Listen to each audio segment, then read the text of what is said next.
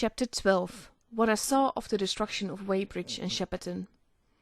As the dawn grew brighter, we withdrew from the window from which we had watched the Martians, and very quietly went downstairs. The artilleryman agreed with me that the house was no place to stay in. He proposed, he said, to make his way Londonward, and thence rejoin his battery, No. 12 of the Horse Artillery. My plan was to return at once to Leatherhead, and so greatly had the strength of the Martians impressed me that I had determined to take my wife to New Haven, and go with her out of the country forthwith. For I already perceived clearly that the country about London must inevitably be the scene of a disastrous struggle before such creatures as these could be destroyed. Between us and Leatherhead, however, lay the third cylinder, with its guarding giants. Had I been alone, I think I should have taken my chance and struck across country. But the artilleryman dissuaded me. "It's no kindness to the right sort of wife," he said, "to make her a widow." And in the end I agreed to go with him, under cover of the woods, northward as far as Street Cobham before I parted with him. Thence I would make a big detour by Epsom to reach Leatherhead. I should have started at once, but my companion had been in active service and he knew better than that. He made me ransack the house for a flask which he filled with whisky, and we lined every available pocket with packets of biscuits and slices of meat. Then we crept out of the house and ran as quickly as we could down the ill-made road by which I had come overnight. The houses seemed deserted. In the road lay a group of 3 charred bodies close together, struck dead by the heat ray, and here and there were things that people had dropped, a clock, a slipper, a silver spoon, and the like poor valuables. At the corner turning up towards the post office, a little cart, filled with boxes and furniture, and horseless, heeled over on a broken wheel. A cash-box has been hastily smashed open and thrown up under the debris. Except the lodge at the orphanage, which was still on fire, none of the houses had suffered very greatly here. The heat ray had shaved the chimney tops and passed. Yet, save ourselves, there did not seem to be a living soul on Maybury Hill. The majority of the inhabitants had escaped, I suppose, by the way of the old Woking road, the road I had taken when I drove to Leatherhead, or they had hidden. We went down the lane, by the body of the man in black, sodden now from the overnight hail, and broke into the woods at the foot of the hill. We pushed through these towards the railway without meeting a soul. The woods across the line were but the scarred and blackened ruins of woods. For the most part the trees had fallen, but a certain proportion still stood, dismal grey stems, with dark brown foliage instead of green. On our side the fire had done no more than scorch the nearer trees. It had failed to secure its footing. In one place the woodmen had been at work on Saturday. Trees, felled and freshly trimmed, lay in a clearing, with heaps of sawdust by the sawing machine and its engine. Hard by was a temporary hut, deserted.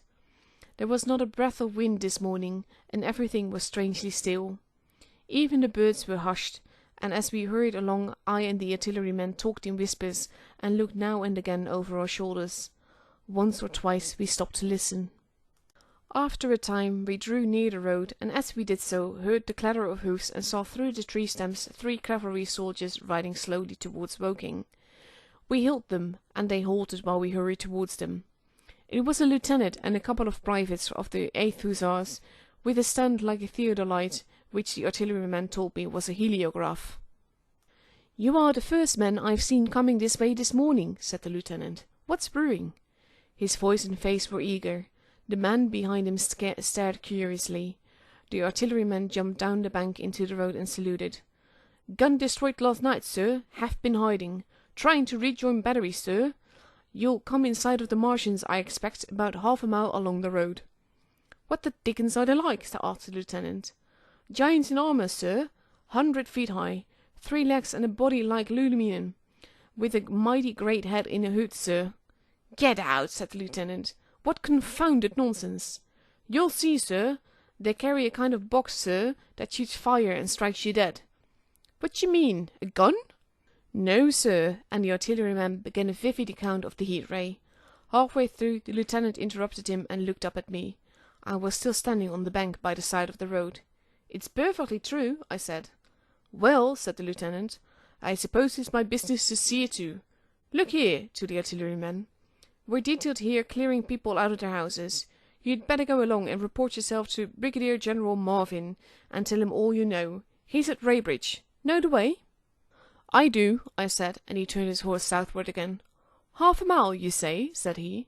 "At most," I answered, and pointed over the tree-tops southward. He thanked me and rode on, and we saw them no more. Farther along we came upon a group of 3 women and 2 children in the road, busy clearing out a labourer's cottage. They had got hold of a little hand truck, and were piling it up with unclean-looking bundles and shabby furniture. They were all too assiduously engaged to talk to us as we passed.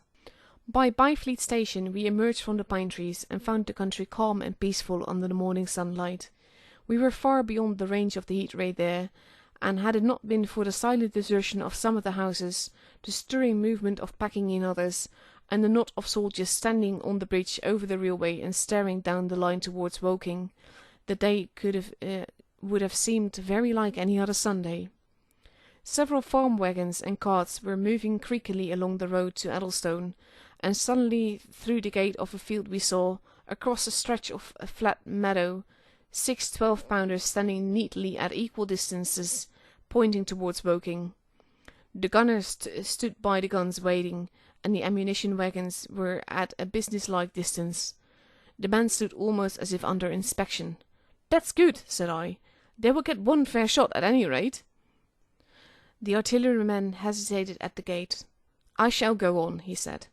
Farther on towards Weybridge, just over the bridge, there were a number of men in white fatigue jackets throwing up a long rampart, and more guns behind.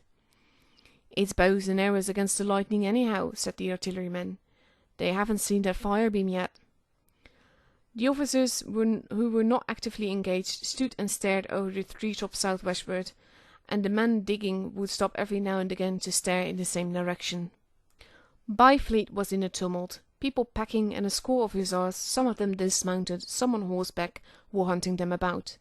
3 or 4 black government wagons, with crosses in white circles, and an old omnibus among other vehicles, were being loaded in the village street.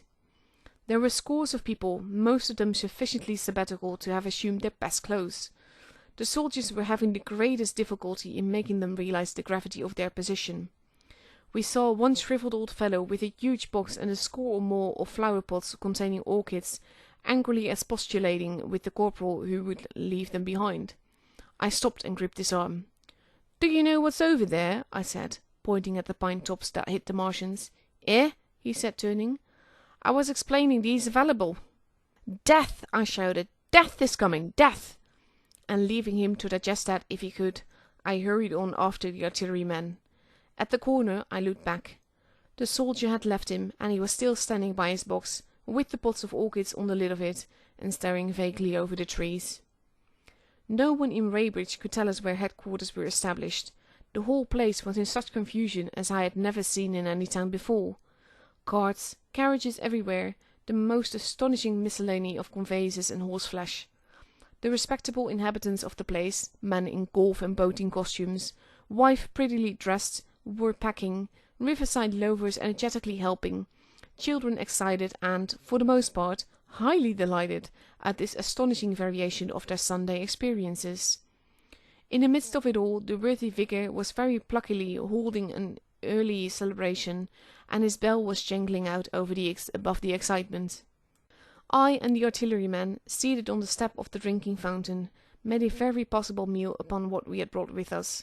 Patrols of soldiers, here no longer hussars but grenadiers in white, were warning people to move now or to take refuge in their cellars as soon as the firing began. We saw as we crossed the railway bridge that a growing crowd of people had assembled in and about the railway station, and the swarming platform was piled with boxes and packages. The ordinary traffic had been stopped, I believe, in order to allow of the passage of troops and guns to Chertsey, and I have heard since that a savage struggle occurred for places in the special trains that were put on at the later hour. We remained at Weybridge until midday, and at that hour we found ourselves at the place near Shepperton Lock where the Wey and the Thames join.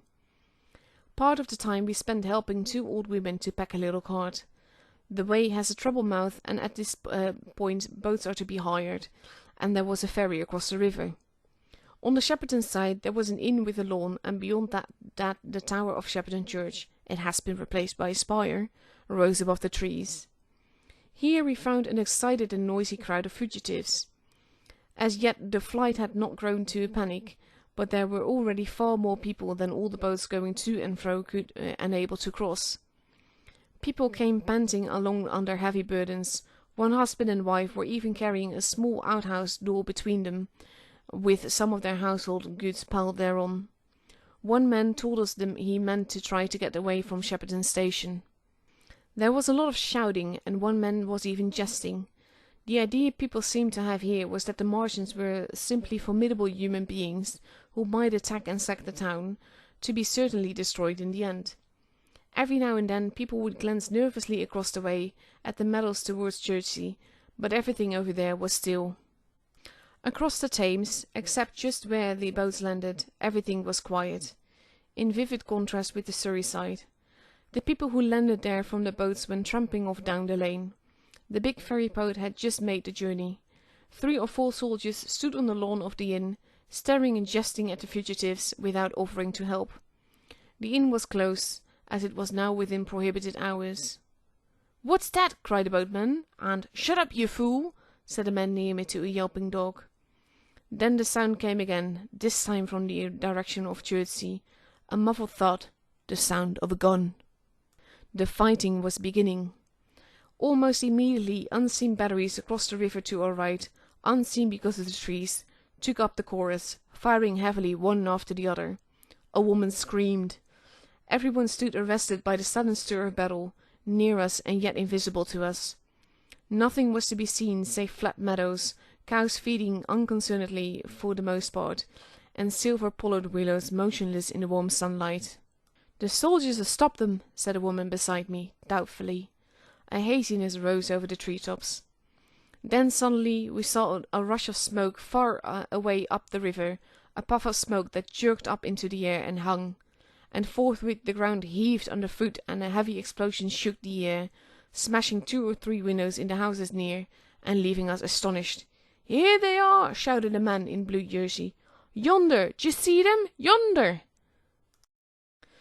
Quickly, one after the other, 1, 2, 3, 4 of the armored Martians appeared, far away over the little trees, across the flat meadows that stretched toward Chertsey, and striding hurriedly towards the river. Little cowled figures they seemed at first, going with a rolling motion and as fast as flying birds. Then, advancing obliquely towards us, came a 5th.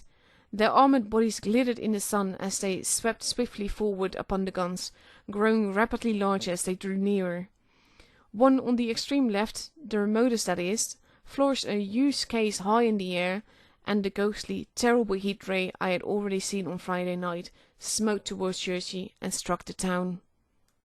At sight of these strange, swift, and terrible creatures, the crowd near the water's edge seemed to me to be for a moment horror-struck. There was no screaming or shouting, but a silence. Then a hoarse murmur and a movement of feet, a splashing from the water.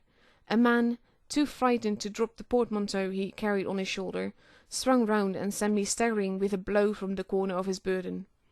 A woman thrust at me with her hand and rushed past me. I turned with the rush of the people, but I was not too terrified for thought.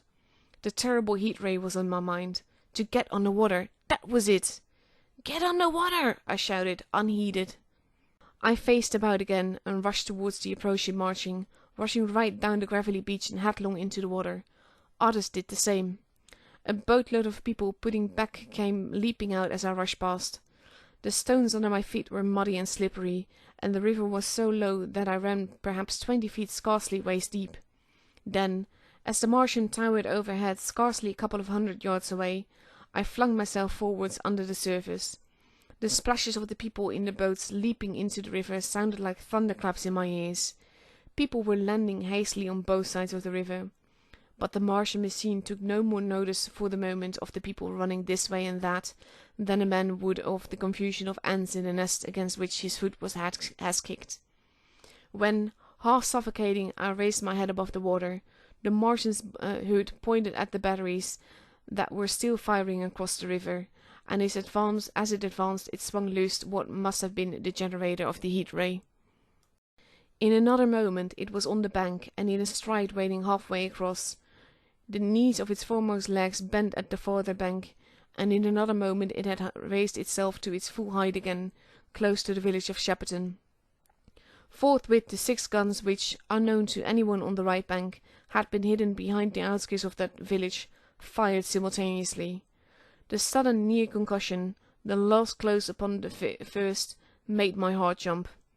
The monster was already raising the cage generating the heat ray as the first shell burst 6 yards above the hood. I gave a cry of astonishment.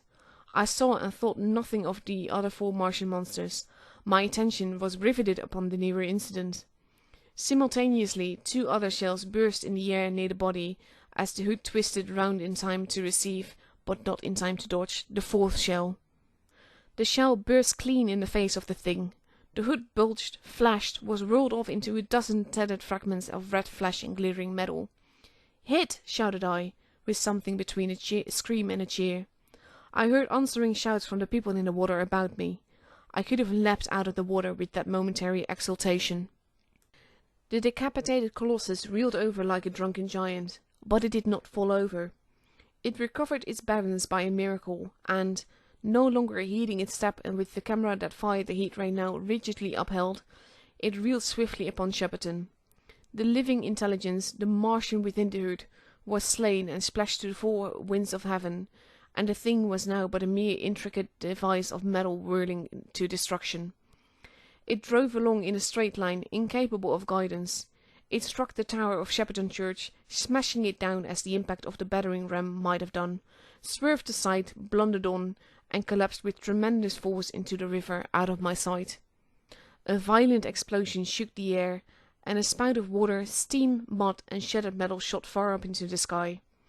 As the camera of the heat ray hit the water, the latter had immediately flashed into steam.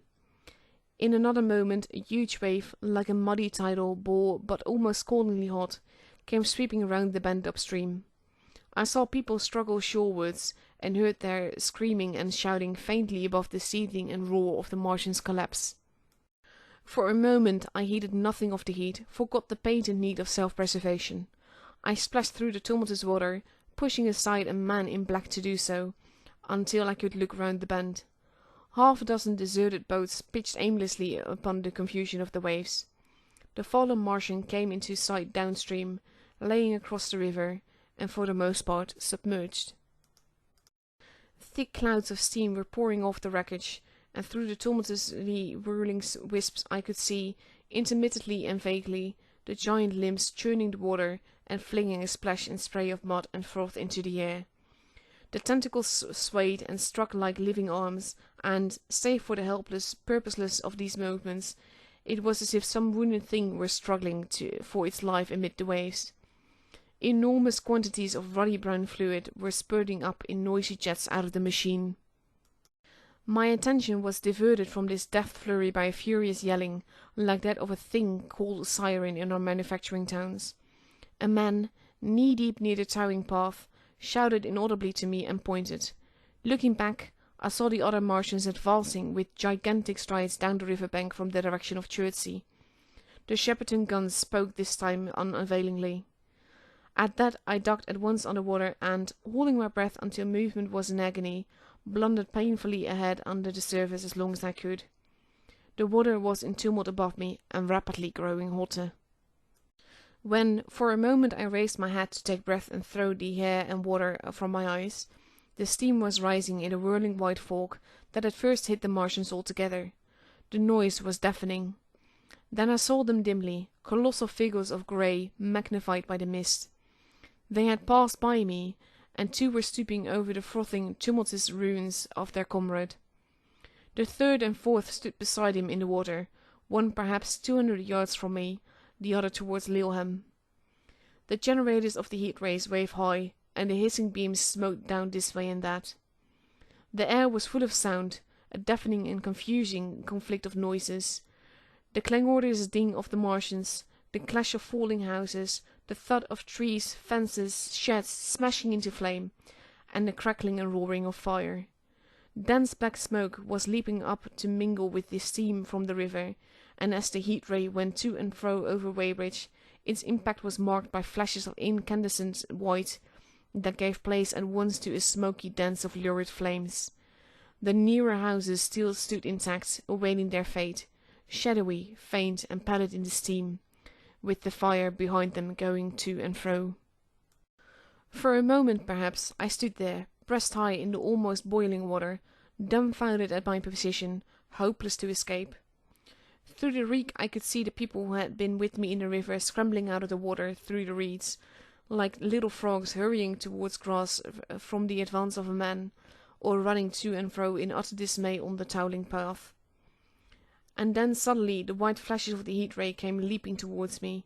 The houses caved in as they dissolved at its touch, and darted out flames. The trees changed to fire with a roar. The ray flickered up and down the towing path, licking off the people who ran this way and that, and came down to the water's edge not 50 yards from where I stood.